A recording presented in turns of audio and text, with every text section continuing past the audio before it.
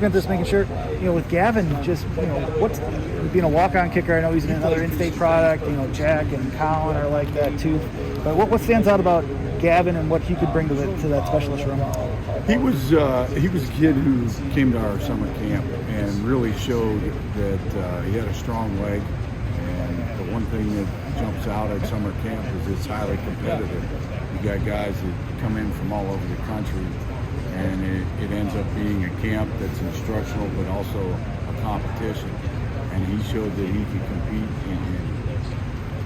with the best in the country. And that part really jumped out to us, and then he followed it up with a really good senior year. So I think him coming in, he's a strong-legged kid that we think can develop into a very good kicker for us. I know Colin announced on social media that he was coming back. I think Andy Novich told Jeff that he was coming back. Are they confirmed that they're coming back, and just how much could that help the specialist room too? Yeah, I feel good about those guys. Two really good guys for the room. Two guys that work at improving every day, and excited that those guys still want to be part of the program. And then I would say, with in-state recruiting, since you've been here, since Paul took over, have you noticed that the in-state recruiting, in terms of recruiting the highly ranked in-state kids, has that become more difficult over the past couple of years in your eyes? I don't know if it's more difficult. I think that recruiting overall, kids are getting noticed at a younger age, and certainly that opens it up. And kids are willing to go look and see at a lot of places, whether they're close or far away, and I think those are all factors in the recruiting process. Everybody is able to get film out there a lot earlier with things like Huddle. Everybody. There's nobody that's kind of a hidden gem and doesn't have any film out there. So I think all those things just add some more layers to the recruiting process. But in terms of the difficulty, I feel really good about the guys who we've recruited and the guys who are committed to be here in Wisconsin.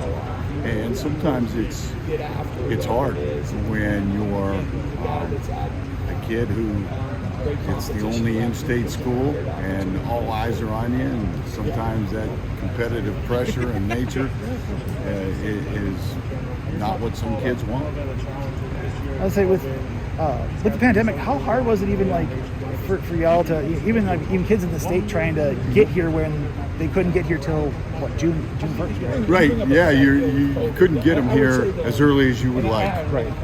Where pre-pandemic, you could get those kids here. It was easy for them to get here, easy for them to get around practices, to get around coaches, and establish that in-person relationship.